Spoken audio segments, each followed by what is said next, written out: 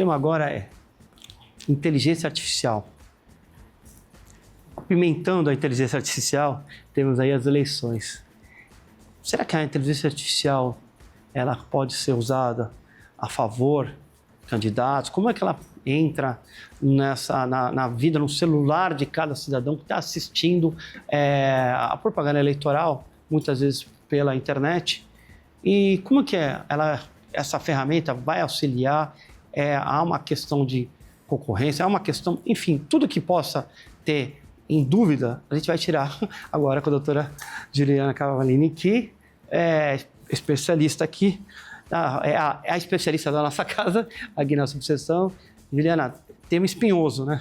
Espinhoso. Primeiro, eu gostaria de agradecer o convite por estar aqui novamente. É sempre bom a gente conseguir bater um papo a respeito de temas tão relevantes, inclusive na época em que estamos, né?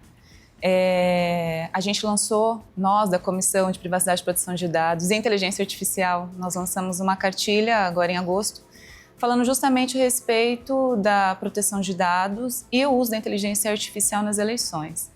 E isso está trazendo uma repercussão muito positiva para o trabalho que nós fizemos, porque a princípio foi idealizado no começo do ano, já pensando, obviamente, nas eleições, então a ideia era lançar um pouco antes. E nós tivemos o envolvimento de alguns dos membros da comissão, que antes ela só era privacidade e proteção de dados. Nós acabamos agregando a inteligência artificial agora em agosto, então a diretoria acabou nos dando esse presente.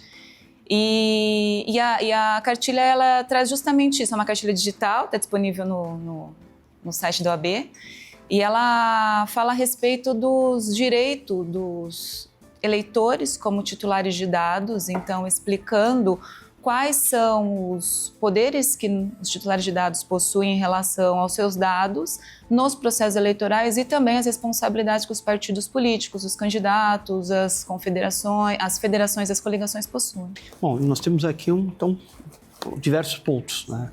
A produção de dados, como ter acesso a esses dados, você recebe ligação, você recebe mensagem, esse é um ponto assim que é considerável, porque aí nós temos uma proteção, né, como que esse acesso. E nós temos aí um outro ponto, vamos falar primeiro nessa questão da proteção de dados, porque a cartilha eu imagino que ela veio com o sentido de educar as pessoas para que não possam sair distribuindo dados ou cedendo dados que lhe contêm. Então, isso eu acho que é nesse sentido, né? Exatamente. O que eu gosto de falar? A Lei Geral de Proteção de Dados, ela transita em todos os lugares. Então, dependendo da área onde ela está atuando, o titular de dados ele tem um nome. Então, quando eu estou lidando com um consumidor, temos o consumidor titular de dados, eu tenho um paciente titular de dados, eu tenho um cliente titular de dados, um trabalhador titular de dados, um eleitor titular de dados. E o que acontece? Os partidos políticos, os candidatos, eles podem coletar as informações, mas eles têm que coletar as informações desde que eles consigam justificar o porquê que eles necessitam daquelas informações. Mas o mais importante não é só coletar.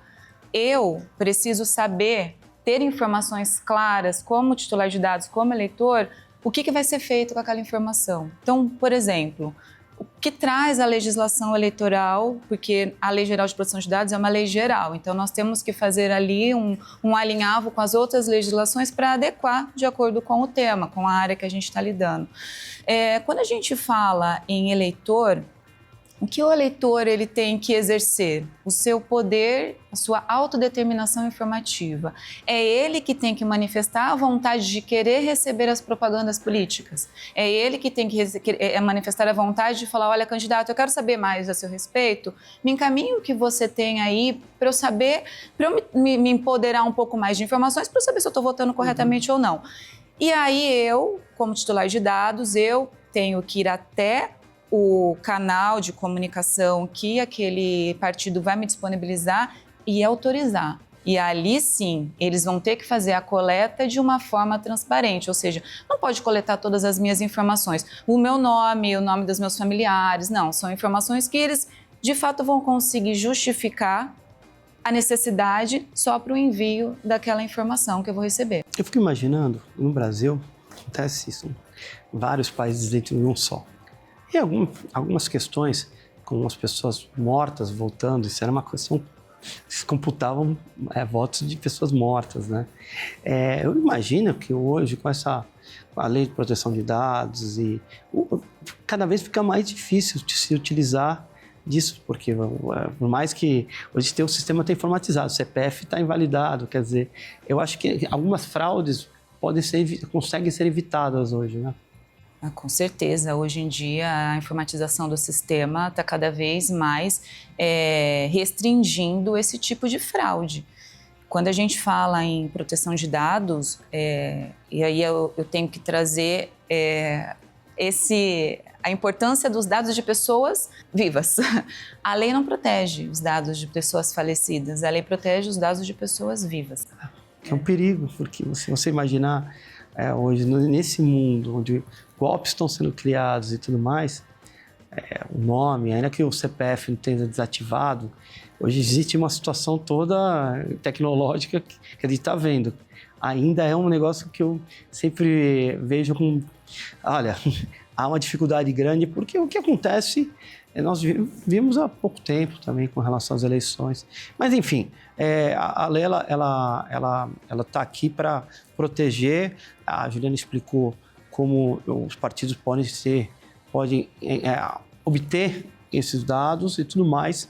E agora eu vou partir para uma questão da inteligência artificial, porque a lei é consolidada, como ela bem falou, pode acontecer esses pequenos utilização, tem hacker, tem tudo que pode ser utilizado, mas a ideia, ela é bem, hoje no mundo moderno, informatizado, é que as pessoas vivas que votem, e aí sim os partidos precisam recorrer ao que você mencionou. Só que a inteligência artificial, nós tivemos aí candidatos à Prefeitura de São Paulo que se prevaleceram até de cortes, usando a internet, inteligência artificial provavelmente.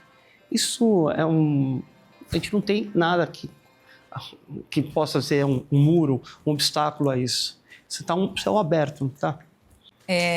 Mais ou menos. A gente, pensando no geral, nós temos um projeto de lei que está tramitando e eu tenho esperança de que o ano que vem já publique e a gente já consiga ter uma regulação a respeito da inteligência artificial, já mensurando os riscos, as medidas que as empresas vão precisar tomar, quais são as medidas preliminares quando se desenvolve um sistema, enfim, isso aí é um ponto.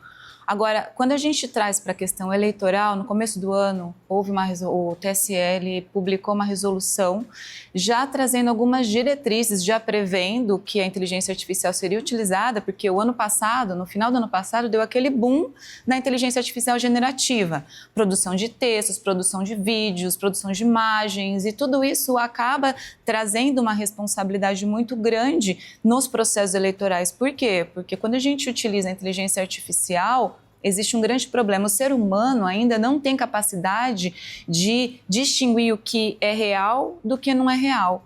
Então, acredito que não só dentro desse contexto, mas do contexto até dos riscos à democracia, do risco à integridade do processo eleitoral, eles publicaram uma resolução no seguinte sentido: não tem como a gente fugir, né, da evolução tecnológica. Então, vocês, candidatos, partidos, podem utilizar a inteligência artificial desde que tenha ali uma legenda, uma informação dizendo que aquele conteúdo ele foi produzido ou manipulado por uma IA. Esse é o primeiro ponto. O segundo ponto aí vem as proibições, que é proibido utilizar deepfake, ou seja, que é a simulação de conteúdo usando imagem e voz de seres humanos, e também não é proibido a utilização de chatbots ou avatares interagindo com o candidato. Então, pode utilizar a inteligência artificial dentro das campanhas eleitorais, desde que sigam essas regras que o TSE trouxe. Para finalizar, Juliana, toda vez que a gente vai conversar sobre isso, quando a gente conversou a primeira vez, era uma perspectiva. Depois de uma expectativa, hoje é uma realidade. Cada vez mais, cada conversa nossa deixa de ser algo que a gente via como preliminar, que vai acontecer e tudo mais. E a eleição é um aperitivo para o resto que vai daqui nos próximos anos. Eu acredito que muita coisa, muita disputa comercial, muita questão vai. E é uma questão até que, como nós aqui, que são pessoas que refletem sobre os caminhos da sociedade, o direito é isso, é o resultado do que a sociedade pensa, através de leis, é algo muito importante. A gente está num momento muito de transição, muito importante, onde a gente tem que educar as pessoas, né? Por isso que eu até vou te parabenizar pela cartilha, porque elas são ações que vão auxiliar as pessoas no futuro. A cartilha, para saber o que é um código de conduta. Não adianta, ninguém está falando de cercear a liberdade de expressão, nada, é diferente. O código de conduta, a conduta é muito importante, né?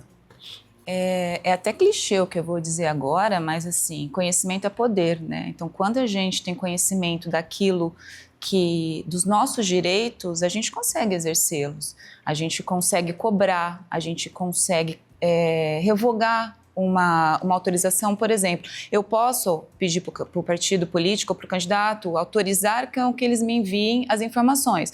Na linguagem da Lei Geral de Proteção de Dados, seria um consentimento. Só que eu também tenho o direito de falar, eu não quero mais. Então, eu posso desautorizar, eu posso revogar aquele consentimento.